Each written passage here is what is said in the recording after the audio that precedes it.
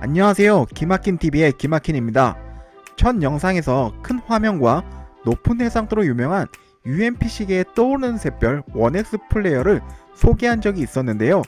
이번 영상은 한 달 동안 제가 기기를 사용하면서 느낀 솔직한 후기들을 공유하고 싶어 이렇게 영상을 다시 한번 준비하였습니다. 1X 플레이어와 같은 UMPC 게임 기기는 그래픽 카드가 없이 CPU에 내장된 그래픽 카드를 사용하거든요. 그런데 GPD윈 시리즈를 처음 접한 이후부터 확실하게 깨달은 게 하나 있었습니다. 그건 바로 호환성이 망이라는 거죠. 이걸 진짜 게임하라고 만든 건지 만 건지. 처음 접했을 부터 일부 게임은 실행 자체가 되지 않았습니다. 심지어 여기에서 발생하는 오류 메시지를 검색하면 해결법이 너무나 다양하고 적용이 되지 않는 케이스도 너무나 많았고요. 하지만 인텔에서는 지속적으로 그래픽카드를 업데이트하면서 일부 게임들을 정상적으로 구동할 수 있게끔 만들었는데요.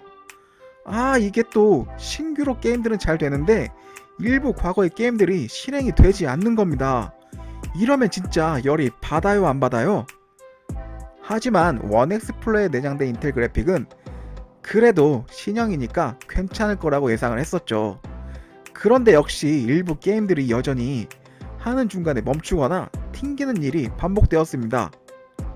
제가 최근에 공포 게임을 하고 싶어 바이오하자드 8을 시도를 해봤는데 처음에 잘 플레이가 되다가 사운드가 점점 밀리기 시작하더니 결국 게임이 멈추는 겁니다. 와, 진짜 빡치네요 진짜. 마음에 들다가도 이런 구석이 보이면 기기를 끄고 결국 데스크탑으로 플레이를 할 수밖에 없더라고요.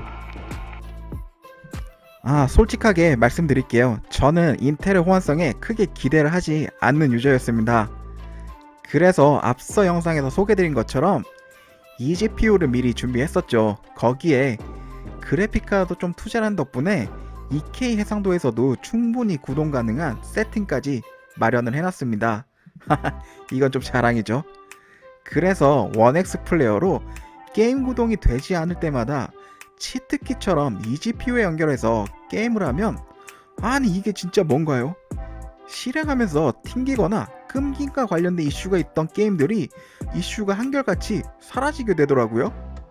거기에 옵션을 고옵션으로 할 수 있다 보니 이게 또 해상도 뽕이 정말 장난이 아닌 겁니다.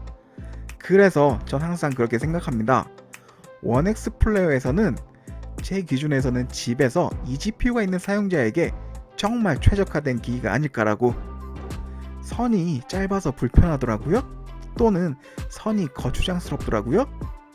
2m의 케이블을 사용하면 이러한 불편함이 생각보다 해소가 많이 되니 eGPU를 고려하신 유저분들이라면 꼭 2m 케이블 사실 것을 권장드립니다.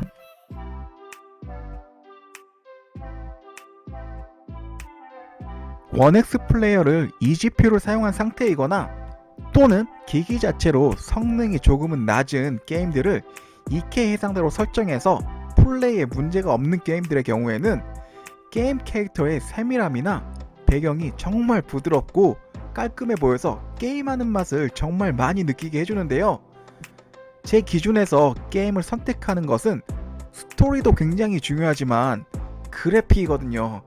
그래서 1X 플레이어의 2K에서의 설정은 정말 마음에 드는 부분인데 이게 1X 플레이어에서 해상도를 높게 하더라도 아야 네오라는 AMD 기반의 게임기가 주는 특유의 쨍하고 선명한 느낌까지는 주질 못하더라고요. 특히 축구 게임이 위닝 11을 하다보면 아야 네오 생각이 정말 많이 납니다. 화면 크기가 1X 플레이어에 비해서 작은데도 말이죠.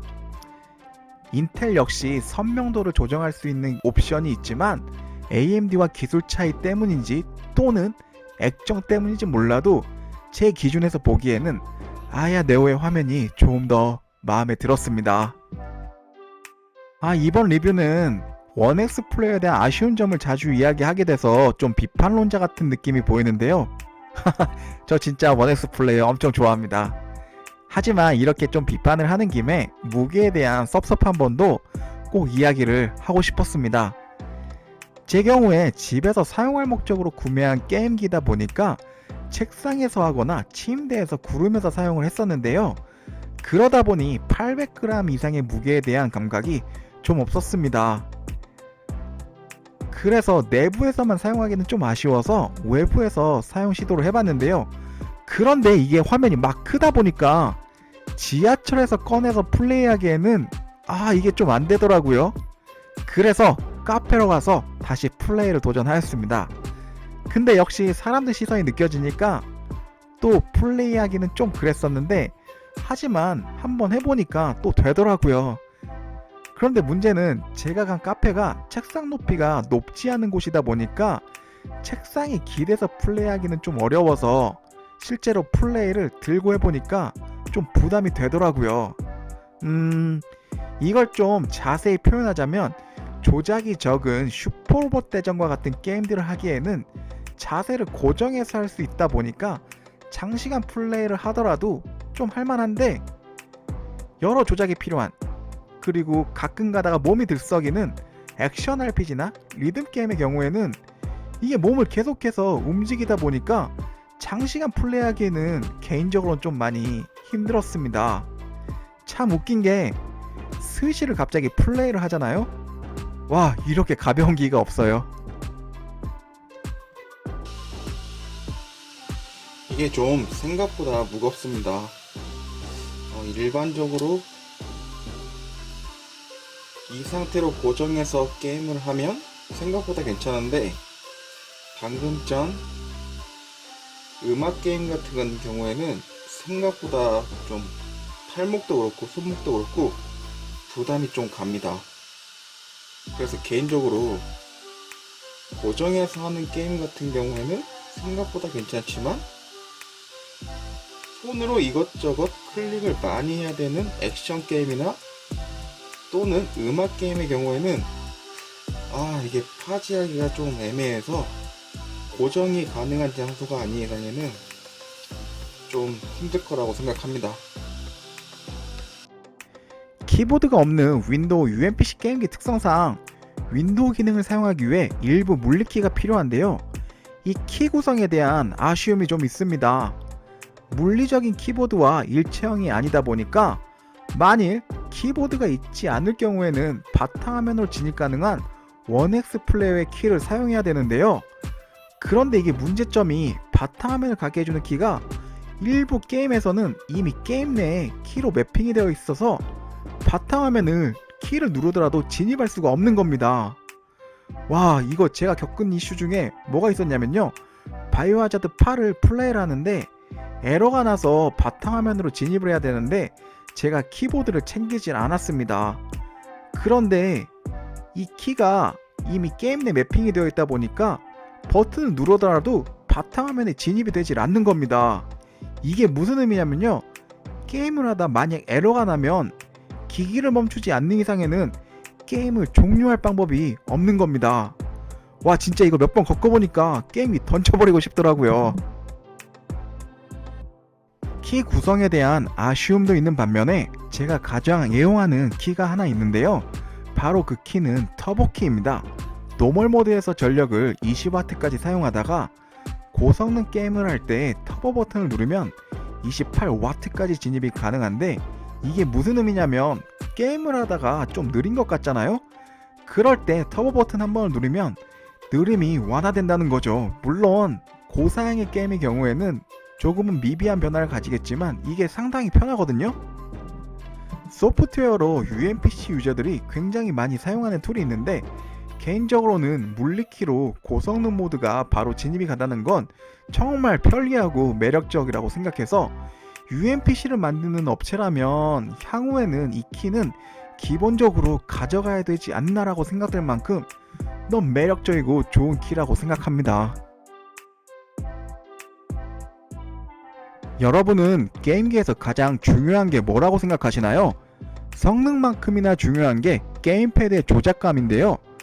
리모트로 플레이스테이션 게임을 자주 하다 보니까 과거에 중국에서 판매하는 다양한 패드들을 구매한 적이 있었습니다. 그런데 모양은 참 똑같은데 특히 아날로그 버튼을 누르면 감도나 조작이 세밀하지가 않아서 조작이 어느 정도 필요한 게임을 하는데, 특히 몬스터 헌터를 활로 플레이할 때면 듀얼쇼크에서 주는 조작감은 전혀 주지 못하더라고요. 그때부터 아날로그 스틱에 대한 조작감은 몬스터 헌터가 되었는데요. 와, 근데 1X 플레이어로 플레이를 해보니까 이게 진짜 에임도 생각보다 좋고 듀얼쇼크만큼은 아니지만 꽤 세밀한 컨트롤이 되더라고요. 더욱이 오버워치를 했는데 스위치 이상의 수준으로 플레이가 가능했었습니다. 그래서 접었던 오버워치도 종종 1X 플레이를 통해 PC 유저들과 플레이를 하게 되었고요.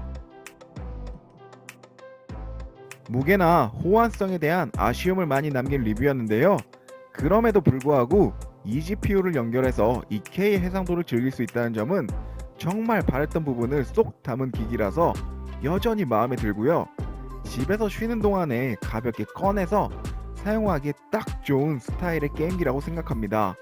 하지만 AMD 내장 그래픽의 호환성을 생각해보면 후속 모델은 디자인은 유사하게 가더라도 eGPU를 사용할 수 있는 AMD 기반의 CPU를 탑재해서 출시할 경우에는 정말 대박날 거라고 생각해봅니다. 이 영상이 도움이 되셨다면 좋아요와 구독 부탁드립니다. 다음 영상으로 찾아뵙겠습니다. 감사합니다.